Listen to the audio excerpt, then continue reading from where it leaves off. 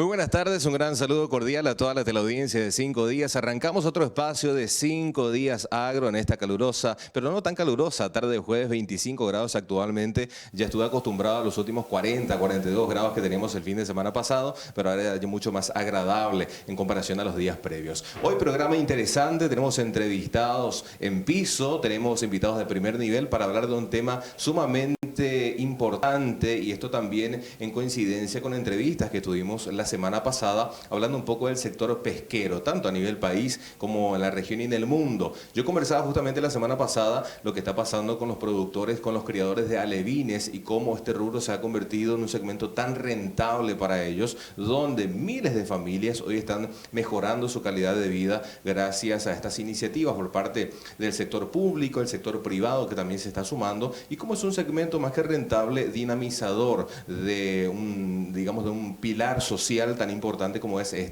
de los pesqueros. Vamos a hablar un poco de esto, de la importancia de visibilizar la realidad que están atravesando los pescadores tanto en Paraguay como en la región y en el mundo, y del por qué organizaciones como la Organización de las Naciones Unidas para la Alimentación y la Agricultura, como la FAO, está buscando apoyar y fortalecer programas de asistencia a los pescadores. Tengo dos invitadas, las voy presentando y me van saludando. Ya una es conocida, invitada de la casa, nos acompaña en esta tarde Alcira Quintana, quien es especialista de la FAO en protección social a nivel Paraguay. Alcira, ¿cómo te va? Muy buenas tardes. Muy buenas tardes, un placer para mí estar en este programa y poder contar en las cosas en que estamos trabajando. Excelente, también nos acompaña en esta tarde directamente desde Roma, viene Daniela Salazar, oficial de pesca de la FAO. Daniela, ¿cómo te va? Muy buenas tardes. Muy buenas tardes, David, gracias, un placer estar en Paraguay y estar aquí en el programa. Excelente. Bien, hablamos un poco de esto y extraje yo una pequeña parte de esta información que me facilitaron desde FAO Paraguay, que dice así que de acuerdo a la edición 2022 del informe de la FAO, el estado, la situación mundial de la pesca y la acuicultura, la producción pesquera y la acuícola, digo bien, mundial, está registrando un récord histórico, y el sector desempeñará una función cada vez más importante en el suministro de alimentos y la nutrición en el futuro. Por eso también es un pilar, es un punto de partida muy importante para no solamente visibilizar la realidad de este segmento, sino el rol que van a cumplir en lo que es el futuro de Paraguay, de la región y en el mundo, ya apuntando a los próximos años a nivel internacional. Para contextualizarnos un poco a nivel macro, quiero arrancar con Daniela y entender justamente cómo está funcionando el programa a nivel internacional, cuáles son los principales ejes en los que están trabajando actualmente. Sí, David, te contextualizo un poco. Como bien mencionaste, la pesca y acuicultura tienen un rol primordial el día de hoy en temas de producción, ¿no? Sí. En temas también de contribución a la seguridad alimentaria y a la nutrición, especialmente en poblaciones vulnerables y rurales. Sin embargo, a pesar de ser, digamos, especialmente en lo que es pequeña escala, ¿no?, un sector que tiene mucha importancia y juega un rol fundamental en la seguridad alimentaria y nutricional, es un sector también bastante vulnerable, con bastante pobreza. Sí. ¿No? Lo que nos hemos dado cuenta desde FAO y desde diversos estudios que se han hecho en la academia, en la sociedad civil, etcétera, es de que el sector, digamos, está desprotegido, muy desprotegido por la protección social. Sí. Entonces, cuando tú haces un mapeo, por ejemplo, de dónde se encuentran las áreas con mayor pobreza, digamos, se solapa las áreas rurales con las áreas con menor cobertura de protección social. Pero aún más, cuando desagregamos por sector productivo a las áreas rurales, vemos que las áreas con mayor cobertura son aquellas que tienen actividades agrícolas, más el sector de pesca y acuicultura es aún más marginalizado. Y en gran parte esto es porque hay una limitada cantidad de datos y de, digamos, entender realmente el sector. El sector pesquero es bastante diferente al sector agrícola, empezando, por ejemplo, de la disponibilidad del recurso, ¿no? Es otra dinámica, es otra cultura también de producción. Entonces, nuestro proyecto, ¿no?, la FAO, digamos, trabaja el área de trabajo de protección social en pesca y acuicultura desde esta idea o esta motivación de expandir la cobertura, y no solo la cobertura de protección social, pero también la idoneidad de programas de protección social que realmente puedan atender a las necesidades que tienen los pescadores y acuicultores, particularmente de pequeña escala, ¿no? Y cuando hablamos en Paraguay hablamos particularmente de pescadores, por ejemplo, artesanales. Entonces es bajo este contexto que la FAO empieza a trabajar con el área de protección social, ¿no? Entonces, cuando hablamos de protección social, para contextualizarte un poco también en esa área, estamos hablando de 3 diferentes pilares. Es lo que es la asistencia social, que son programas de transferencias de renta o, por ejemplo, o ayuda, digamos, no condicionada, ¿no? Entonces, transferencias de renta, transferencias de canastas de comida, entre otros. El segundo pilar son programas de seguridad social. Entonces, por ejemplo, seguro de salud o pensión, que son programas contributivos donde los beneficiarios o los participantes tienen que hacer contribuciones periódicas. Y el tercer pilar hablamos de programas de intervenciones en el mercado laboral. Entonces, por ejemplo, cómo podemos hacer para construir las capacidades de los pescadores o de los beneficiarios para que puedan acceder mejor al mercado laboral, cómo les abrimos esas oportunidades también. Entonces, es bajo este marco, digamos, que buscamos que los programas que estén disponibles para los pescadores, que pueden ser universales, como por ejemplo seguridad médica, ¿no? O seguro médico, o sectoriales, como por ejemplo seguros de desempleo durante la temporada de veda para los pescadores, realmente lleguen a ellos y que realmente, de nuevo, respondan a esas necesidades, ¿no? En este marco, ¿no? Y con este objetivo, digamos, es que se crea el proyecto de protección social en el sector de pesca y acuicultura, llamado en inglés por sus siglas el SOCPRO for Fish, que se implementa en Colombia, Túnez y por supuesto en Paraguay, y que tiene además actividades a nivel global. Por ejemplo, tenemos una base de datos donde estamos buscando ver cuáles son todos los programas que pueden ser accesibles para los pescadores, viendo diferentes categorías de análisis dentro de esto, ¿no? A nivel, digamos, del objetivo general del proyecto, lo que se busca realmente es instalar capacidades en los países participantes del programa para poder expandir justamente esta cobertura e idoneidad de una manera que pueda responder rápidamente y coherentemente a, por ejemplo, impactos negativos en los medios de vida, en los hogares, ¿no? Por ejemplo, impactos del cambio climático, y que se pueda adaptar rápidamente a estos impactos. Y yo creo que eso es, como digamos, en el ámbito general, ¿no? En todos los países del proyecto lo que buscamos es generar además evidencias, ¿no? Entender cuál es el estatus en el país de la protección social, qué es lo que nos dicen los datos, cuáles son los programas, construir también capacidades técnicas, ver, por ejemplo, qué instrumentos se necesitan. Trabajamos con el tema de registros pesqueros, registros sociales, cómo está el tema de la interoperabilidad, ¿no? Construir esos datos.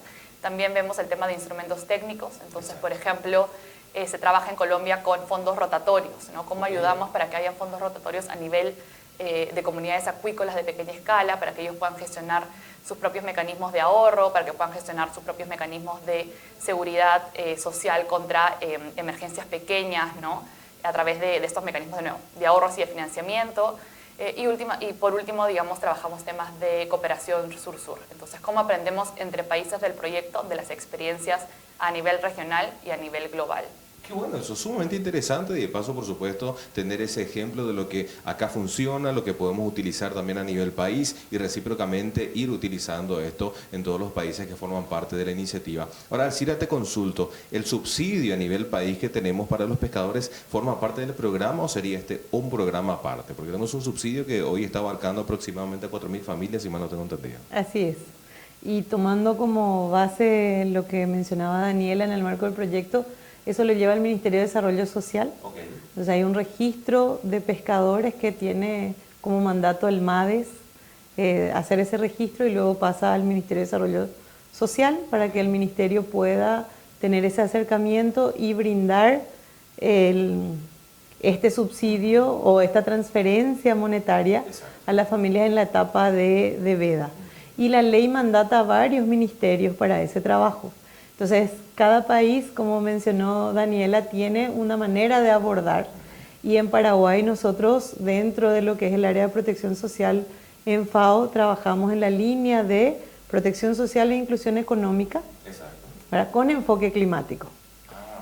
Entonces, bajo esa línea de con enfoque climático están todos los estudios que planteamos. Entonces, para eso se trabaja de manera directa con la Unidad Técnica del Gabinete Social, que en su momento fue y es responsable de la política pública de protección, y hoy MDS toma un protagonismo mayor y lidera el Gabinete Social, donde está de hecho el programa de asistencia a pescadores, ¿verdad? Y lo coloca también en 3 pilares, y el primer pilar tiene que ver con la integración social o los servicios públicos. Entonces, el Estado como garante de derechos se hace responsable y busca garantizar que todas las personas accedan a servicios y en particular nuestra atención, y como sabes, FAO lo que hace es asistir técnicamente, ¿verdad? Entonces en esa asistencia técnica, cómo mira y ve qué acceso tienen las personas que se dedican a la pesca o al trabajo pesquero o a la acuicultura, ¿verdad? Y el segundo pilar es buscar los medios de vida. Y cuando hablamos de pescadores, estamos hablando de una diversidad, ¿verdad? De un grupo específico que tiene características específicas. Entonces son medios alternativos de vida. Al pescador le gusta pescar, ¿verdad? Entonces cuando hay crecida, cuando hay bajante, ¿verdad? O hay aguas negras que afectan esto, cuestiones climáticas que afectan su pesca, entonces ¿cuáles podrían ser esos medios alternativos? Entonces estamos asistiendo en esa búsqueda de cuáles podrían ser, desde una encuesta, desde un relevamiento, desde espacios de diálogo con pescadores y pescadoras en los propios espacios, ¿verdad? Con esos datos, el tercer pilar tiene que ver con la promoción social y estos tres pilares están dentro del Plan Nacional de Reducción de Pobreza, vinculado también al Plan Nacional de Pueblos Indígenas y el otro que tiene que ver con la política en general que busca la seguridad social, ¿verdad? Okay. Entonces, tremendo trabajo y allí los ministerios más cercanos son el Ministerio de Desarrollo Social, el Ministerio de Agricultura y Ganadería, en este caso el Viceministerio de Ganadería y el MADES, ¿verdad? El MADES tiene un área hídrica de control, porque como tiene que ver con el agua, entonces hay todo un trabajo que hacer y además tiene un área de pesca que trabaja de manera directa. Todavía nos queda este acercamiento con las binacionales que también tienen sus áreas específicas que se dedican a la pesca, tanto Itaipú como Yacyretá, pero de manera cercana y en esta semana con la misión de Daniela pudimos mostrar algunos de los resultados propios del proyecto y, como se dice, volver a conversar sobre los próximos pasos en el marco del proyecto.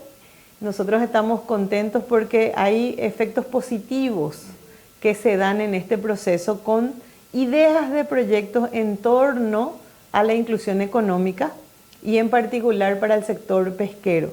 Entonces, Corredor del Río es nuestro foco, como siempre venimos hablando. El Corredor del Río va a cambiar radicalmente, digamos, la realidad y el estilo de vida de todas estas familias que están ahí. Entonces, nosotros por eso decimos con ellos, ¿verdad? Con pescadores y pescadoras, con el gobierno local, con las diferentes instancias y por sobre todo el protagonismo de las instituciones públicas garantes de derechos.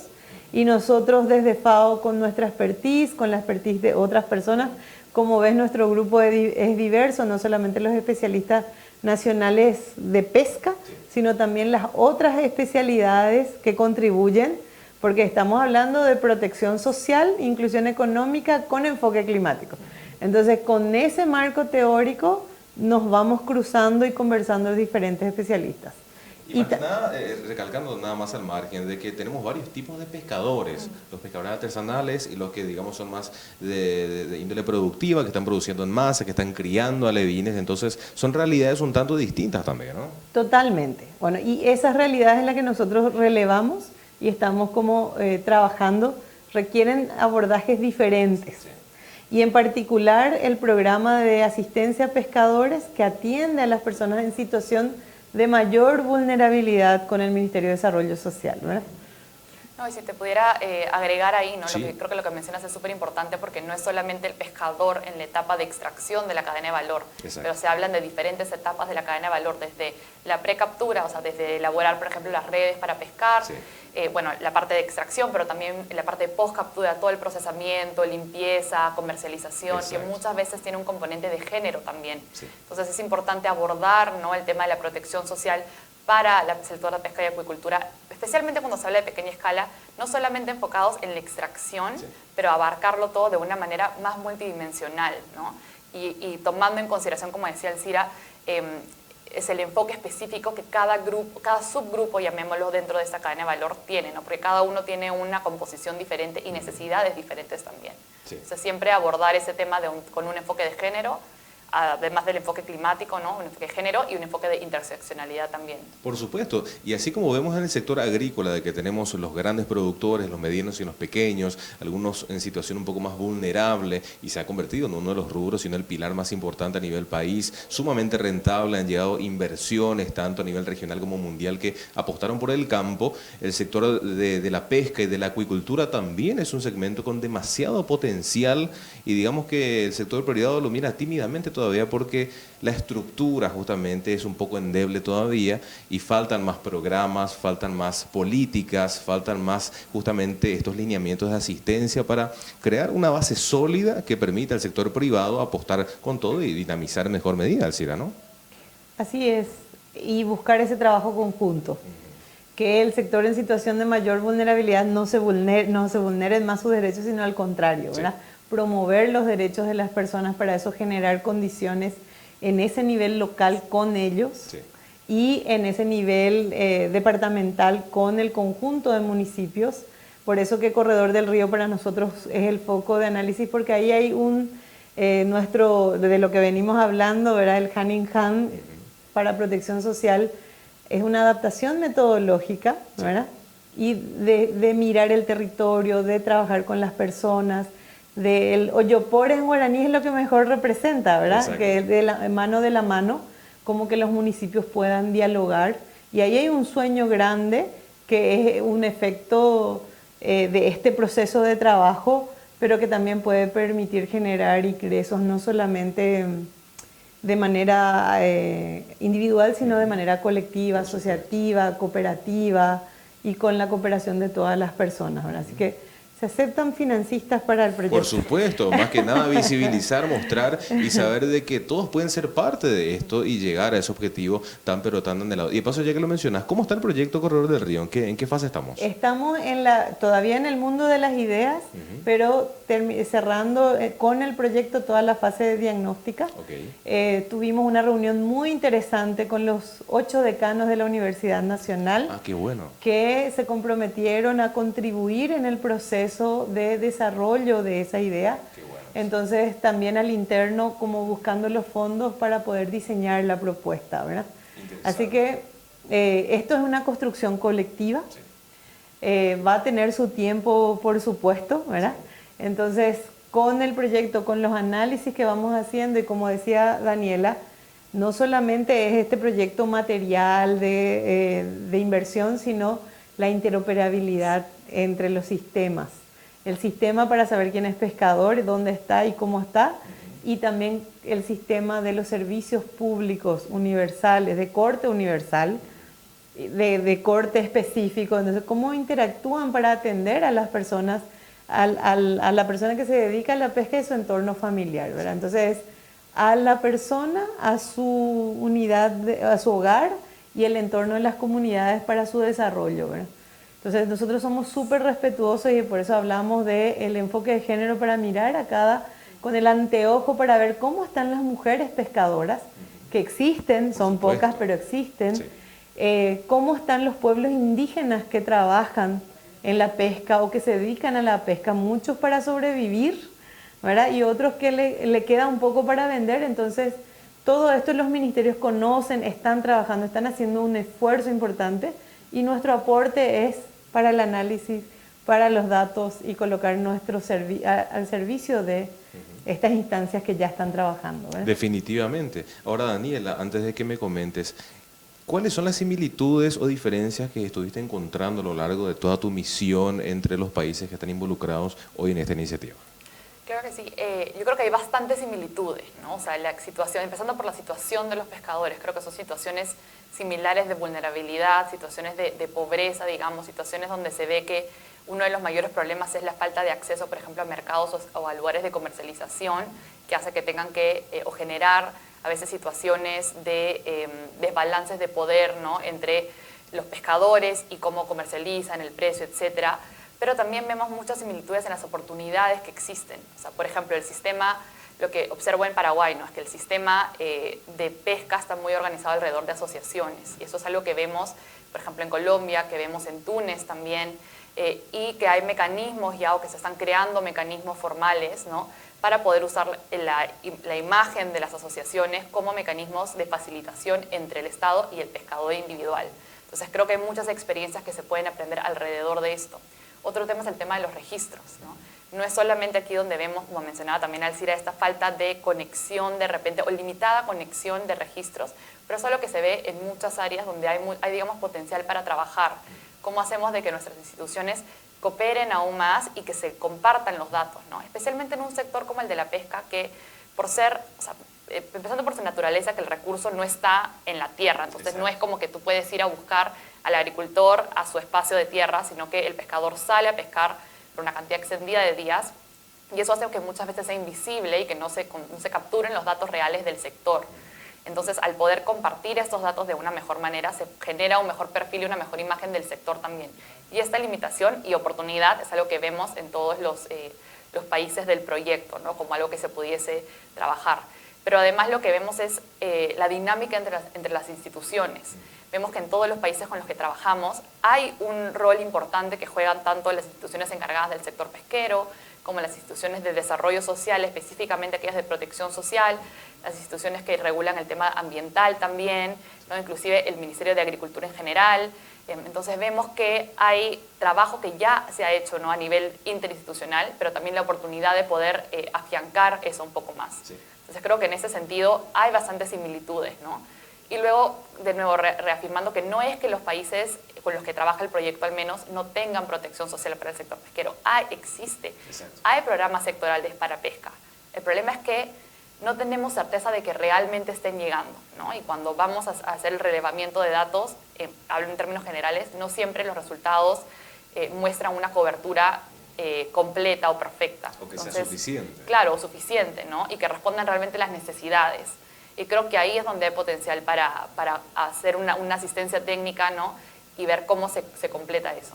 Es sumamente interesante comprender cómo se está trabajando y Alcira visibilizar una vez más, ¿no? Lo que estamos haciendo nosotros a nivel Paraguay, desde el sector público, privado, con mucho énfasis en el fortalecimiento de las asociaciones de pesqueros que hoy trabajan y que tienen lastimosamente estos problemas cíclicos por los periodos de veda, la bajante del río y cuestiones climáticas que mencionaste, que tienen que ser no solamente visibilizados, sino también subsanados de antemano, porque de lo contrario volvemos a recaer en un inicio, en un ciclo vicioso lastimosamente, y nunca se van a proyectar a largo plazo a mejorar su calidad de vida, su calidad social, digamos, mejorar los ingresos familiares y poder seguir expandiéndose. Lastimosamente volvemos a iniciar ese mismo ciclo, a diferencia de los otros tipos de pescadores, como dijimos, los que son productores, que ya se están mostrando más a largo plazo y con una cadena productiva un poco más amplia, pero los pescadores artesanales, como decías, viven 100% de la pesca, a diferencia de la agricultura,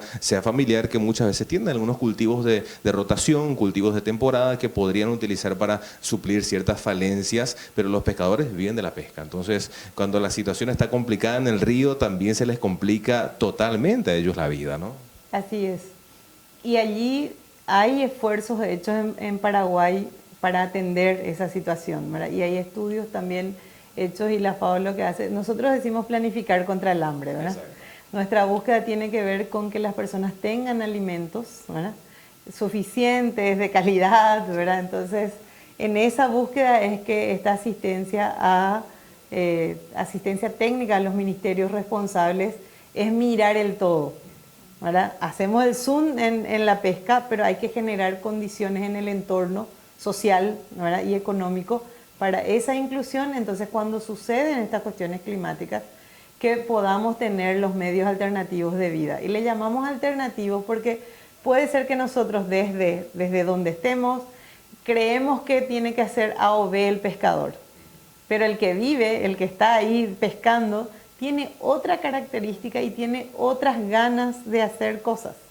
Entonces, ¿cómo contribuimos a esas ganas y generamos condiciones en ese entorno más pequeño, ¿verdad?, en ese entorno comunitario, para que pueda tener los medios de vida para él, para su familia, para ella, para su familia y su entorno familiar? Y cómo todas las otras acciones alternativas en ese entorno, por ejemplo, un corredor turístico o otras acciones que hacen propicio que ese pescador o la pescadora pueda tener mayor ingreso. Entonces, en esa línea es nuestra cooperación, ¿verdad?